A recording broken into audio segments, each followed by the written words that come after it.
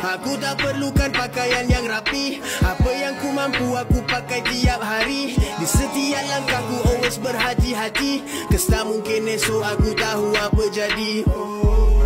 Ada yang mahu jadi rana, ada yang mahu berniaga, ada yang kata niat tak halalkan cara. Bak yang haram je pilihan sedia ada. Main kejar-kejar dengan pak polisi. Lumrah orang susah sebagian dari kondisi. Aku datang niat pecahkan tradisi. Setiap penulisan ku cetuskan revolusi. Aku pasti dan aku yakin setiap orang kaya itu berasal dari miskin. Cuma nasib jika terpilih. Kalau tak ada nasib sampai mati disembelih.